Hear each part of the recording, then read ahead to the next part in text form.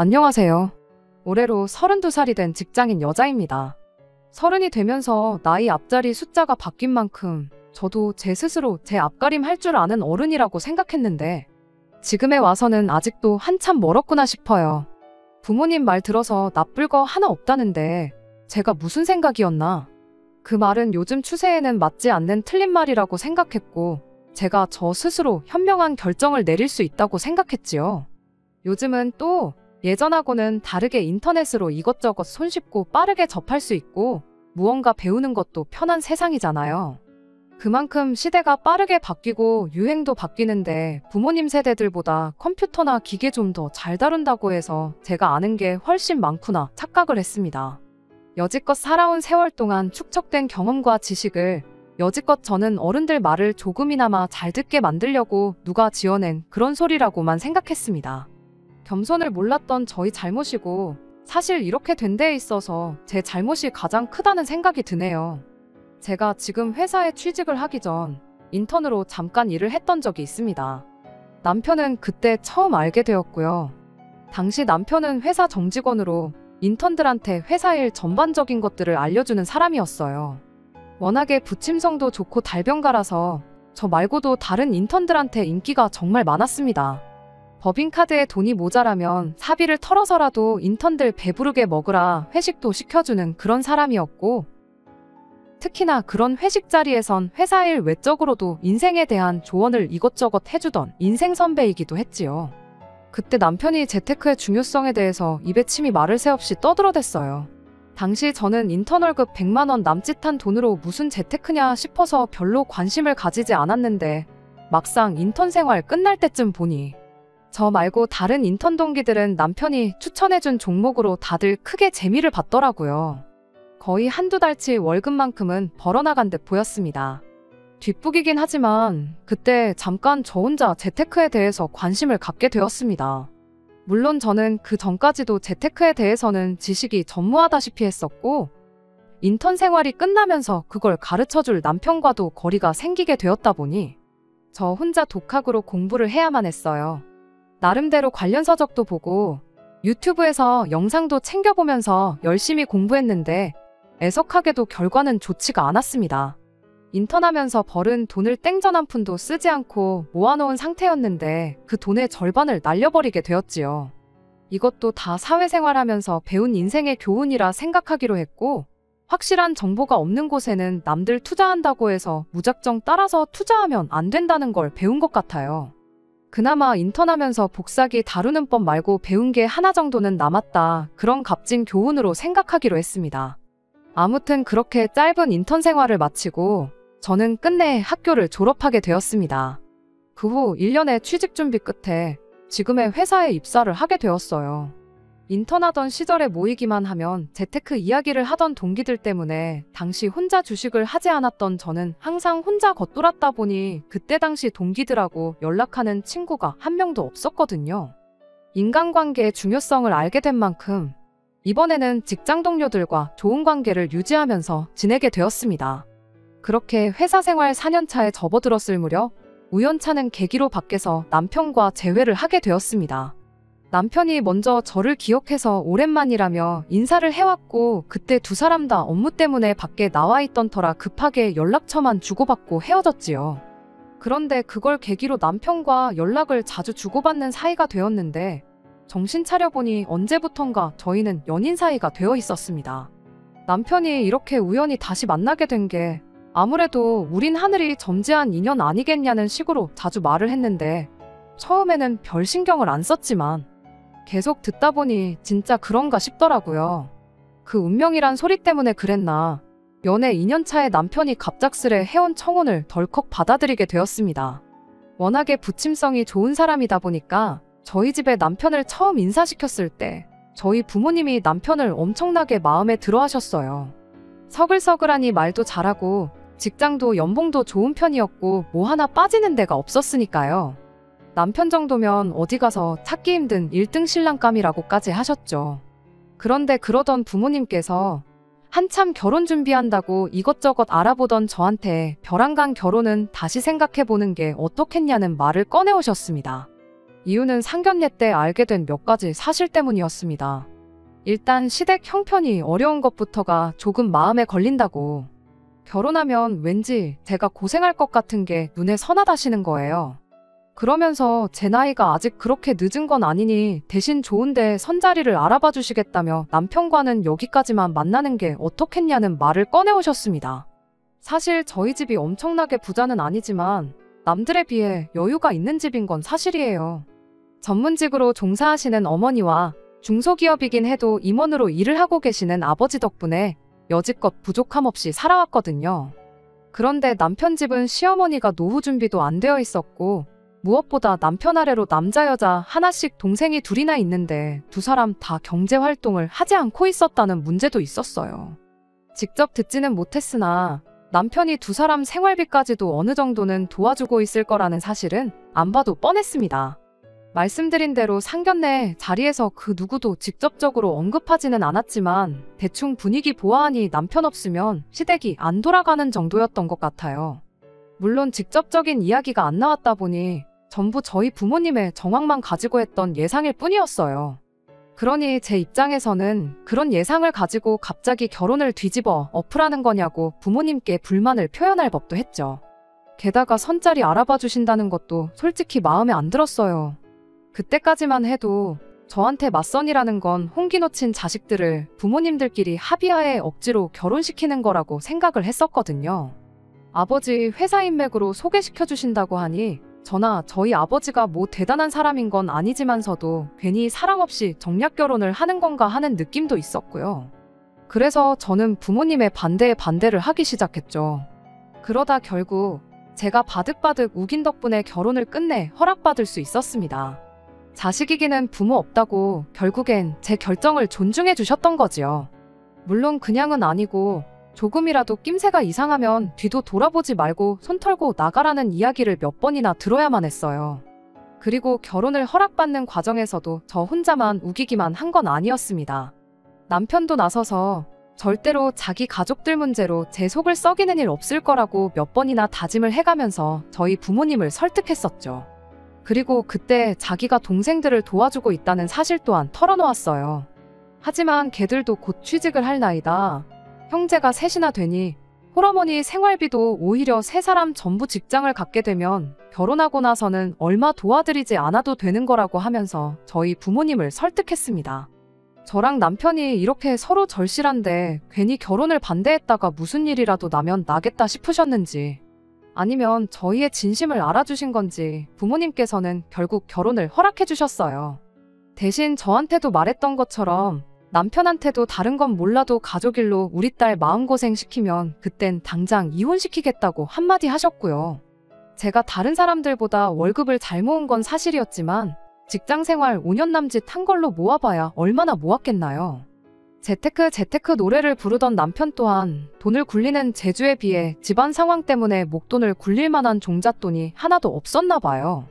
막상 모아놓은 걸 까보니 얼마 되지가 않더라고요. 하지만 없는 형편에 결혼한 것 치고 저희는 부족함 없는 신혼생활을 보낼 수 있었습니다.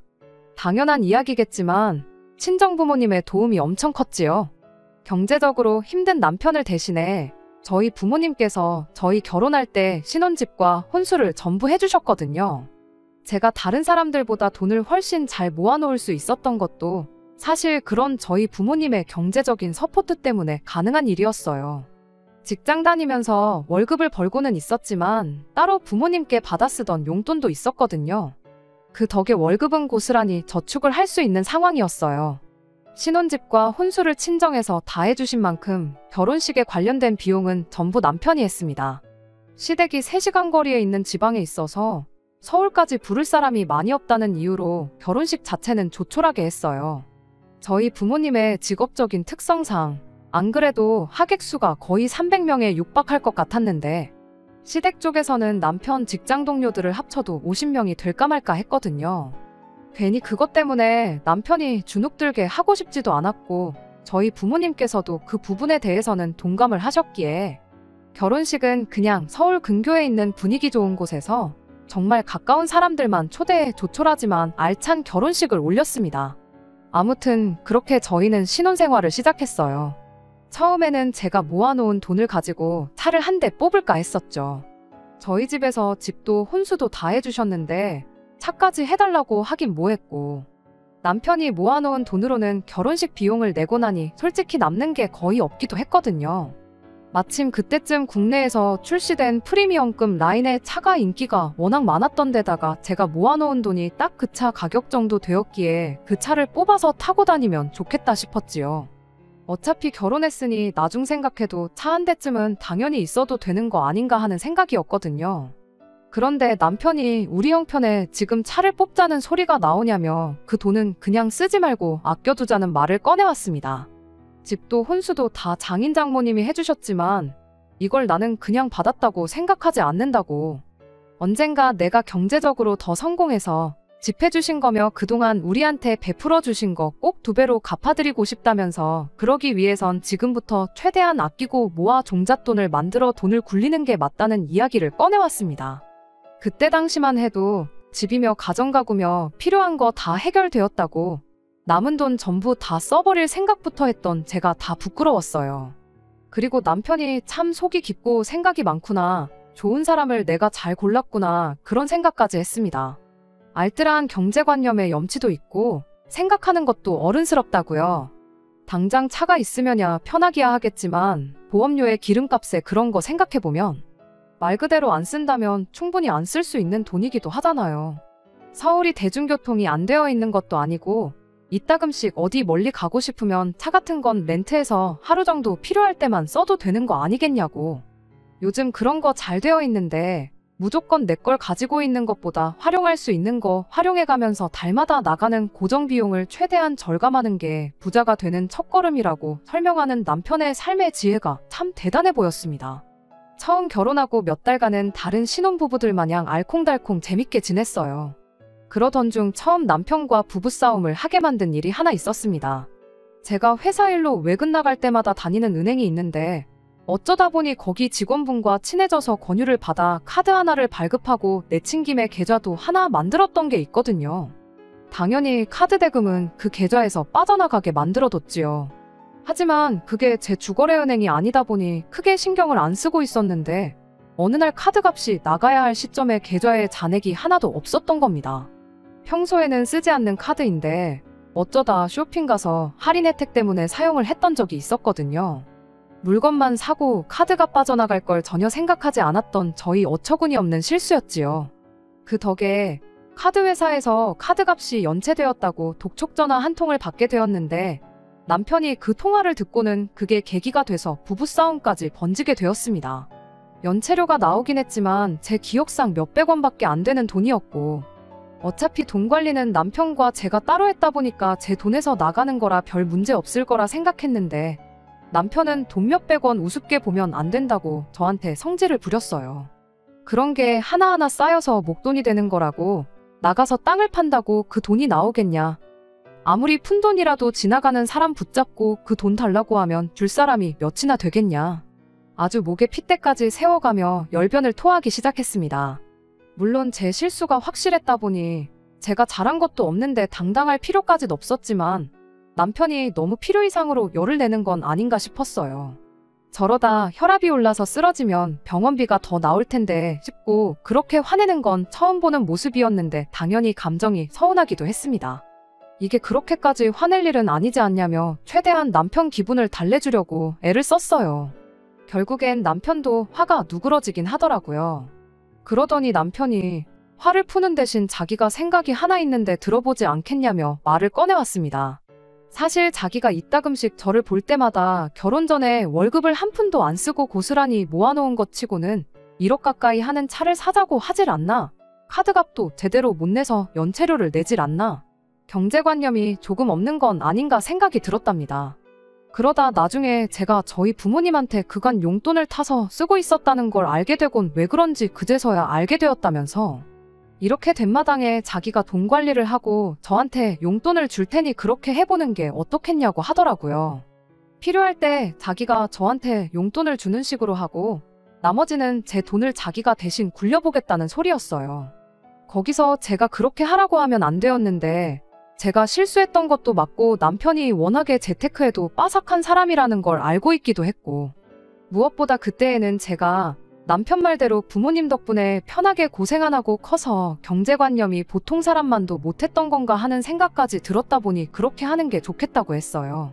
그리고 겸사겸사 저희 집에서 남편의 집안 형편을 가지고 결혼을 반대했던 것, 그리고 결혼 후에 남편이 저희 부모님이 저희한테 해주신 걸 신세졌다 생각하고 꼭 갚겠다고 했던 말이 생각이 났습니다. 이참에 내 월급 관리도 남편한테 맡겨서 아예 본격적으로 재테크를 시켜보면 좋겠다 싶었습니다. 그렇게 해서 남편이 돈을 목돈으로 불려가지고 오면 당장 저희 부모님께서도 능력 있는 사위를 몰라봤구나 생각을 고치진 않으시겠나 그런 생각이 들었거든요. 그래서 고민 끝에 남편한테 그렇게 하자고 했어요. 남편이 자신만만한 표정으로 자기가 부지런히 모으고 불려놓을 테니 돈 필요할 때 어디에 쓸 건지 알려주면 그거에 맞춰서 자기가 용돈을 주겠노라고 했습니다. 아예 제 지출 자체를 막아버린 건 아니다 보니 거기에 그렇게 큰 불만은 없었어요. 그렇게 제 인생 최대의 실수를 범하게 되었던 거죠. 남편한테 경제권을 넘겨버린 것 말이에요. 월급 받으면 어디 따로 크게 돈 빠져나갈 일 없이 모으는 대로 다 저희 돈이었고 두 사람 월급만 내도 합치면 한 달에 800만 원 가까이 되는 거금이었다 보니 남편이 알아서 목돈 만들어서 굴려만 주면 언젠간 꼭 저희 부모님께 인정받을 날이 오겠다 하는 기대를 가졌던 겁니다. 그렇게 남편에게 경제권을 맡기고 난 뒤 얼마 지나지 않아 남편이 왜 우리 집은 아직도 장인어른 명의로 되어 있느냐는 질문을 해왔습니다. 우리가 하루 이틀 살 집도 아니고 길게는 앞으로 몇 년을 더 살게 될 집이지 않냐고요. 그러면서 저희 아버지 앞으로 나갈 세금 걱정을 해주더라고요. 집값이 1,000원이라도 쌀 때 우리 명의로 돌려주는 편이 증여세니 상속세니 그런 게 확 줄어드는 걸 모르고 계신 건 아니냐면서요. 그러면서 한번 장인어른이랑 제대로 상의를 해보라고 하더군요. 저는 또 그 말에 넘어가서 그 길로 당장 아버지한테 연락해서 집은 언제쯤 우리 명의로 해주실 생각이시냐 물어봤습니다. 하지만 아버지께서는 뭐 하나 속 시원하게 대답을 해주시지 않으셨어요. 세금 문제는 당신이 내는 거고 당신 알아서 할 문제니 니들이 신경 쓸 필요 없다면서요. 왜냐고 제가 몇 번을 물어봤지만 아버지께서는 그저 신경 끄라 말하고 대답을 피하셨을 뿐이었습니다. 그렇게 저희 집은 아버지 명의로 계속 남아있게 되어서요. 결혼할 때 마냥 제가 바득바득 우겨가지고 저희들 명의로 돌려놓았다면 정말이지 이혼해버린 지금도 상상조차 하기 싫네요. 아무튼 이 사실을 남편한테 말하니 남편이 그래도 한번 다시 생각은 해보시는 게 좋을 텐데 하고는 아쉬워했어요. 하지만 아버지께서 신경 쓰지 말라고 하셨는데 거기다 대고 바꿔달라고 우길 수도 없는 노릇이지 않냐고 말했더니 이내 알겠다고 하고는 장인어른이 알아서 하신다니 자기는 신경 안 쓰겠다 하고 순순히 포기를 했습니다. 그 뒤로 시간이 지나 결혼한 지도 어느덧 2년이라는 세월이 흘렀습니다. 저희는 언제나처럼 사이가 좋았고 친정 부모님께 진 신세를 갚기 위해서 여유로운 형편에도 불구하고 누구보다 아끼고 노력하면서 열심히 살고 있었어요. 서로 맡은 바 자기 자리에서 할 일을 그대로 하고 있었는데 달라진 게 하나 있었으니 그게 시댁이었습니다. 사실 결혼하고 여지껏 시댁하고는 왕래가 한 번도 없었거든요. 무엇보다 저희가 차도 없고 그런 상황이다 보니 3시간 거리에 떨어져 사는 시댁에 오며 가며 하는 게 힘들었던 게 가장 큰 이유였어요. 시댁에 하는 안부 전화도 남편이 알아서 다 했었다 보니 제가 딱히 시댁에 연락을 할 일도 없었습니다.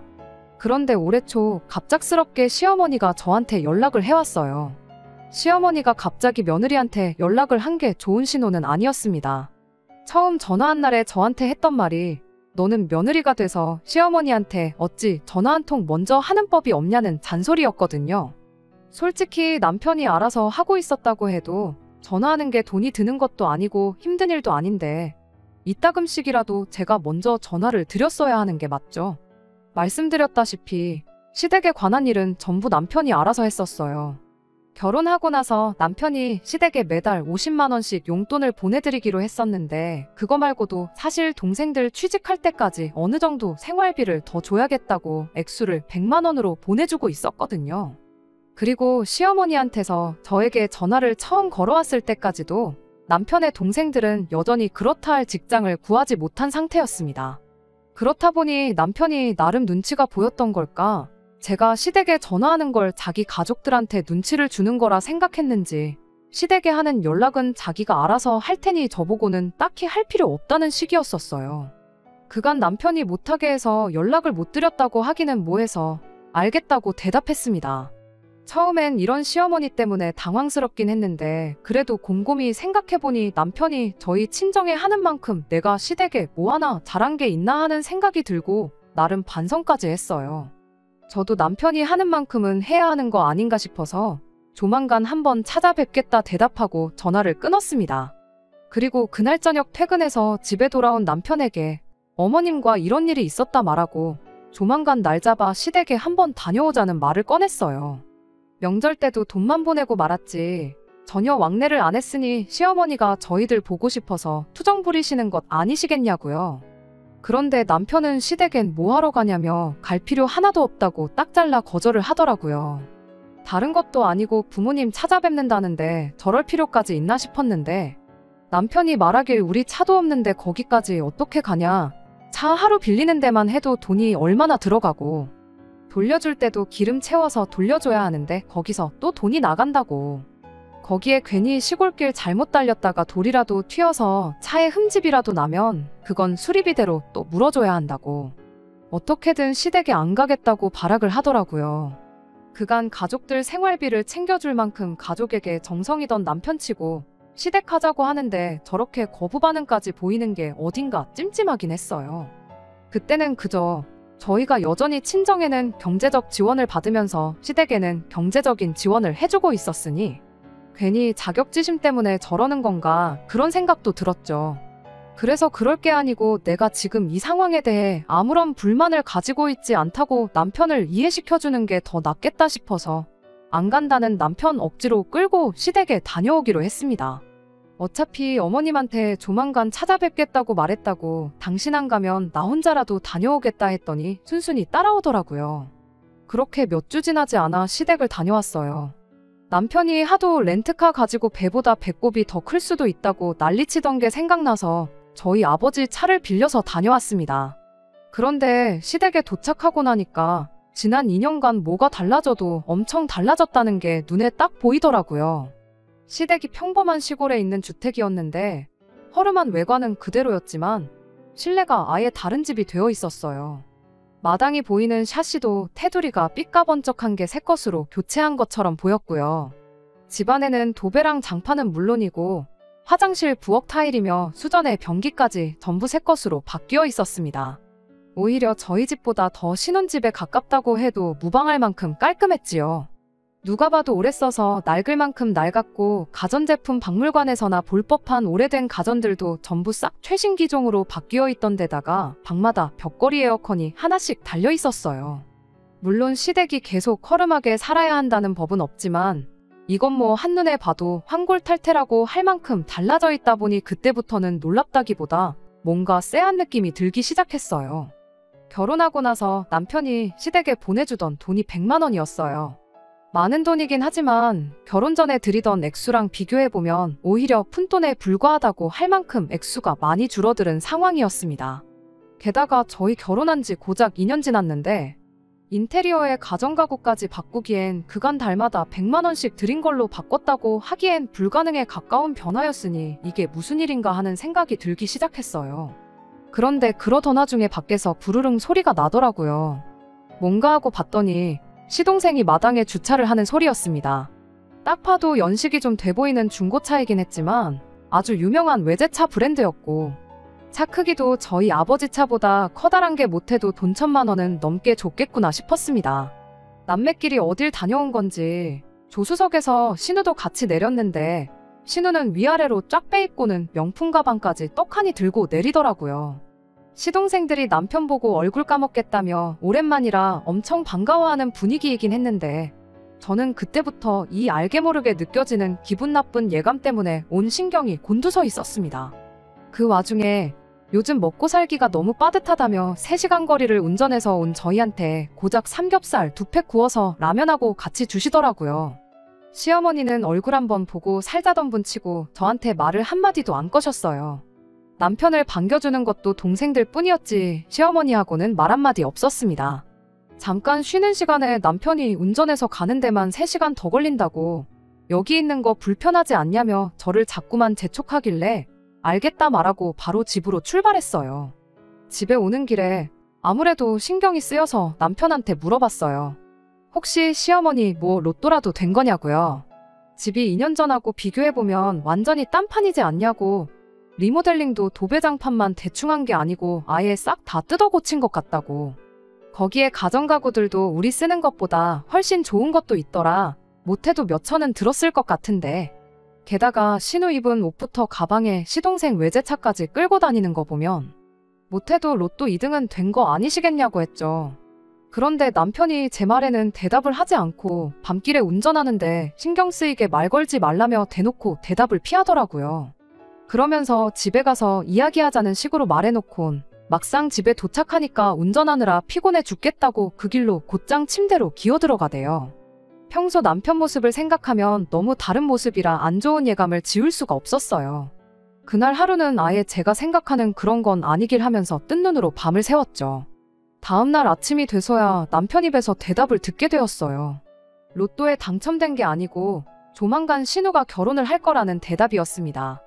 결혼할 상대방이 그쪽 동네에서는 그래도 지역 유지라고 할 만큼 넉넉한 집안 사람이랍니다.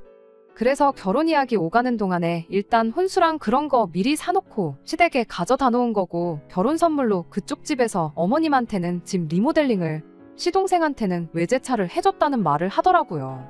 신우야 아내 될 사람이니까 위아래로 쫙 빼주고 명품 가방까지 사준 거 아니겠냐고 하는데 믿는다면 충분히 믿을 법한 이야기이긴 했지만 솔직히 가전가구가 뭐 유행하는 간식들 마냥 품절 사태가 나는 것도 아닌데 미리 사놓는다는 게 말도 안 된다는 생각이었어요. 어차피 결혼하면 전부 다 걷어갈 가전가구라는 소린데 전날 저희가 갔을 때 시댁에서 쓰던 가전가구들을 따로 보관해두고 있지는 않았거든요. 그거 걷어가면 시댁은 아예 덩그러니 빈집이 될 텐데 뭐하러 그런 수지타산도 안 맞는 짓을 하겠나요? 게다가 아무리 결혼할 사람이라고 한들 장모님 되실 분 집 리모델링을 해주는 사람, 예비 처남 타고 다니라고 외제차 한 대 뽑아주는 사람, 결혼하고 나서라면 모를까. 아무리 돈이 많아도 결혼 전부터 그런 거 해주는 사람이 세상에 어디 있겠나 싶더라고요. 왜 결혼식장 들어가기 전까진 모르는 거라고들 하지 않냐고요. 그랬더니 남편이 잠깐 잠잠히 있다가 입을 열기를. 내 동생 이상하게 볼까 봐서 말을 안 했는데 사실 결혼하는 게 둘이 사랑해서 하는 것도 있지만 신우가 지금 그 사람 아이를 가진 상황이라는 말을 꺼내더군요. 그런데 그때 남편이 저한테 허접한 거짓말을 하고 있다는 걸 딱 눈치챘어요. 아이가 생겨서 결혼을 무조건 하게 되었다면 설득력이 있는 소리긴 하지만 바로 하루 전날 일이었잖아요. 전날까지 신우랑 같이 있었는데 이미 집안 인테리어나 가전가구들 상태 보면 사용감도 있고 바꾼 지 좀 돼 보였는데 신우 배는 여전히 날씬했거든요. 임신 초기라는 변명은 통하지 않는 상황이었어요. 무엇보다 삼겹살에 라면 끓여 먹으면서 신우가 삼겹살 먹는데 소주가 빠지면 섭하지하면서 냉장고에서 술을 4병이나 꺼내왔거든요. 저는 애초에 술을 안 좋아하기도 하고 남편도 운전을 해야 했기 때문에 그 소주 4병을 신우랑 시동생 둘이서 다 마셨습니다. 그런데 애초에 애가 졌다는 여자가 술을 마시는 것부터가 말도 안 되는 소리잖아요. 당연히 남편이 허접한 변명을 하고 있다는 사실을 대번에 눈치챘고 나한테 필시 숨기는 게 있구나 확신을 갖게 되었습니다. 남편은 저한테 끝까지 신경 쓸 거 없다며 오히려 잘 됐다고 신우가 결혼하게 되면 그쪽 집에서 시댁까지 경제적으로 지원을 해주기로 했으니 이제 그만 궁금해하라고 하는데 그 꼴을 보니 도둑이 제 발 저려서 저러는 건가 싶었고 일단 저는 신우가 아이를 가졌다는 말을 믿는 척하면서 계속해서 남편을 떠보기로 했어요. 다른 게 아니라 그때부턴 남편이 관리해주겠다고 가져갔던 제 돈이 걱정이 되기 시작했거든요. 그래서 제가 먼저 남편에게 그래도 그쪽 집에서 너무 다 해가는 거 아니냐고 우리가 신우한테 뭐 하나라도 해줘야 하는 거 아니겠냐 슬쩍 말을 꺼냈습니다. 좌불안석 거짓말하고 있는 거 들킬까봐 불안한 표정으로 일관하던 남편이 순식간에 표정이 바뀌어서는 이게 웬 떡이냐 하고 덥석 미끼를 물더라고요.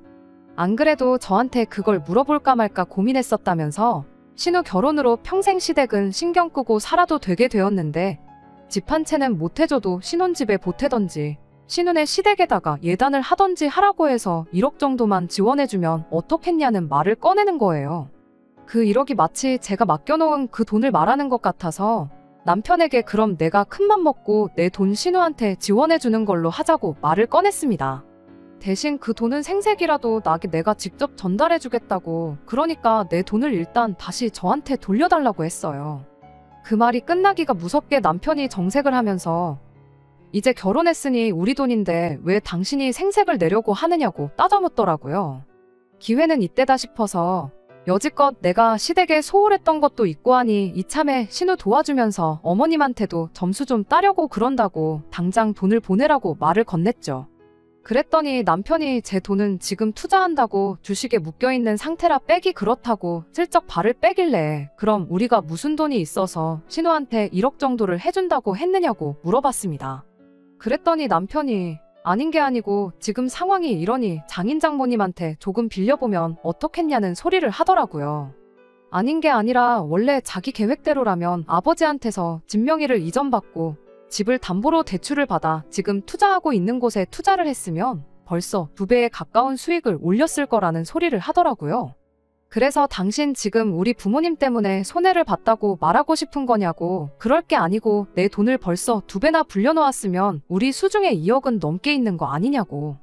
일단 거기서 1억만 빼서 신우해주자고. 그러면 나도 아버지한테 다시 말해서 집명에 확실하게 이전받고 집담보로 대출받아 투자도 가능하도록 이야기를 해보겠다고 했습니다. 당연히 진심으로 한 말은 아니었고 전부 남편을 떠보려고 했던 말이었어요. 남편한테는 더할 나위 없이 파격적인 조건이었을 텐데도 불구하고 그렇게는 안 된다고 끝까지 고집을 부리길래 그때 제가 남편한테 그럼 일단 당신 주식 계좌부터 보여달라고 했습니다. 자꾸만 안 된다고 하는 거 보니 일단 내 돈부터 두 눈으로 확인하고 싶다고요. 그랬더니 남편이 부부 사이에 신뢰가 이렇게 없어서야 쓰겠냐며 그냥 자기만 믿으라고 막무가내로 어깃장을 부리기 시작했어요.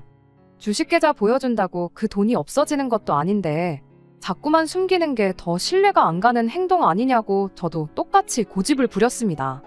결국엔 남편이 핸드폰을 열어서 자기 계좌를 보여줬는데 2배로 불렸다는 말이 무색하게 남편 통장에는 땡전 한 푼 없었어요. 이게 무슨 상황이냐고 당장 통장부터 까라고 했는데 통장 내역이 아주 가관이 아니었습니다. 이미 관리해주겠다고 제 돈을 받아간 시점부터 시댁으로 퍼다 나른 흔적들이 줄줄이 나오기 시작했으니까요. 가구점이며 인테리어 업체며 신우랑 시동생한테 각각 1,500씩 보낸 기록까지 고스란히 말이지요. 이미 제가 돈을 보내준 지 1년도 지나지 않아 전액을 전부 시댁에 퍼다 날랐고 그 이후에는 짬짬이 돈 생길 때마다 시댁에 보내준 기록밖에 없었지 주식 같은 건 눈 씻고 찾아봐도 있을 리가 만무했던 거죠. 이건 어떻게 설명할 거냐 물었더니 뻔뻔하게도 신우랑 시동생한테 보낸 돈은 빌려준 돈이고 시댁 가정가구 바꿔준 것과 시댁 리모델링 해준 건 다 신우가 시집갈 수 있는 여건을 마련해주느라 그런 거랍니다. 신우가 결혼한다는 건 거짓말인 줄 알았는데 결혼을 전제로 진짜 만나는 사람이 있긴 했나 보더라고요. 그런데 집 형편이 너무 어려워 보이면 모처럼 돈 많은 집 남자 물어왔는데 결혼 이야기 나오기 전에 파토날 수도 있는 거 아니겠냐고. 그래서 형편이 넉넉한 것처럼 보이게 하기 위해서 선투자를 한 거랍니다. 그쪽 집안이 시골 동네라고 해도 돈이 상상도 못할 만큼 엄청 많은 사람들이라고. 일단 신우가 그 집에 시집만 가면 몇 배로 돌려받을 수 있으니까 그걸 투자라고 한 거라네요. 아무리 돈이 많다고 한들 세상에 시집갔다고 2억을 시댁에 그것도 자기 처형한테 그냥 주는 사람이 세상에 어디 있겠냐고 했더니 남편이 한다는 소리가 장인 장모님도 우리 결혼한다고 집이랑 혼수까지 다 해주시지 않으셨냐고. 가족이란 그런 거라고 말도 안 되는 소리를 하고 있는 겁니다. 괜히 기우는 결혼시켰다가 내 동생이 그 집에서 식모처럼 살게 되면 어떡할 거냐고 내 동생 인생 책임질 수 있냐고 따져묻길래 너는 뭐 우리 집에 기우는 결혼해서 머슴살이 한 적이 있냐고 똑같이 따져 물어줬습니다. 어디서 머슴 자식이 대감집 아가씨 재산으로 지 가족들 퍼주고 그것도 모자라 대가멀은 돈으로 동생 결혼 비용까지 뜯어가려고 개수작을 부리냐고. 잔말 말고 시댁에 바꿔준 거 죄다 팔아서라도 당장 내 돈 만들어 오라고 했어요. 남편은 저한테 말 다 했냐며 그깟 돈 얼마 더 있다고 사람 우습게 보지 말라며 개거품을 물기 시작했지요. 우리는 운명이 맺어준 인연이라던 그 사람이 돈 얼마 때문에 이렇게까지 변할 수 있다는 사실이 참 무서웠어요. 부모님 반대에도 불구하고 제가 우겨서 한 결혼이었기에 어떻게든 행복하게 잘 살고 싶은 마음 하나뿐이었는데 이 사람은 처음부터 내 돈, 우리 집 재산을 노리고 결혼을 했던 거구나 하는 생각을 갖기 시작하니 더 이상 같이 살고 싶은 마음이 없어졌습니다. 자초지종을 들은 저희 부모님께서는 바로 인맥을 총동원해서 이쪽 방면에서 가장 승률이 높다는 변호사를 선임해 주셨어요. 그리고 곧바로 남편에게 퇴거 명령과 제 돈에 대한 내용 증명, 그리고 이혼 서류까지 같이 해서 보내줬습니다. 남편은 처음에는 배째라는 식으로 나왔지만 소송까지 가면 저한테 갚을 돈은 물론이고 위자료까지 내야 한다는 말에 금세 포기를 하고 곧장 이혼 서류에 사인을 해줬어요. 어차피 맨몸으로 온 남편, 내쫓을 때도 맨몸으로 내보내버리면 그만이었으니 이혼 자체는 어려울 게 없었습니다. 관리해주겠다고 가져갔던 제 돈은 남편이 직접 저한테 갚아줘야 했는데 그 와중에 한 푼이라도 마련해보겠다고 시동생이며 신우, 시어머니한테 해줬던 것들을 중고로 좀 정리해달라고 부탁을 했었나 봐요. 그런데 그 줬다 뺏는 게 어디 있냐며 괜히 능력도 안 되는 거 해줬다가 이제 와서 가족들한테 손 벌리지 말라는 소리를 듣고는 가족들한테 손절을 당했답니다. 결국 남편은 그간 잘 다니고 있던 직장을 그만두면서 받은 퇴직금으로 제 돈을 갚아야 했어요. 그 와중에 또 힘든 상황에 자기를 외면한 가족들에게 복수하겠다고 신우 결혼할 상대방을 찾아가서 사실 우리 집 개풀도 없고 다 내가 아내 돈 등쳐먹어서 마련해준 거라고. 괜히 내 동생하고 결혼했다가 평생을 뜯어먹히고 살 수도 있다며 난리를 부렸나 봐요. 결국 그렇게 신우 결혼까지 파토를 내버렸는가 봅니다. 그렇게 가족들 챙길 땐 뒤도 생각 안 하고 있는 대로 퍼주더니 이렇게 된 걸 보니 다시 한번 돈이라는 게 참 무섭구나 하는 생각이 들었어요. 지금에 와서는 제가 뭐가 그렇게 잘나서 부모님이 하는 말 귀 기울여 안 듣고 이 결혼을 했나 하는 후회뿐입니다. 돈도 이자까지 해서 다 돌려받았지만 부모님이 하지 말라는 결혼 억지로 했다가 저에게 남은 건 이혼했다는 꼬리표 뿐이네요. 이 또한 부모님 말씀을 새겨듣지 않은 벌을 받고 있는 거라 생각하고 있습니다. 앞으로는 큰일을 결정함에 있어서 부모님이 하는 말은 무조건 듣기로 생각을 고쳐먹었어요. 그래도 남편이며 남편 가족들이 전부 다 같이 망해버린 거 하나, 그거 하나로 위안 삼고 저는 앞으로 제 앞길만 신경 쓰고 살 생각입니다. 끝까지 들어주셔서 감사합니다. 오늘의 사연은 여기까지입니다. 구독과 좋아요, 알람 설정 부탁드리고 더 좋은 사연으로 다시 찾아뵙겠습니다. 감사합니다.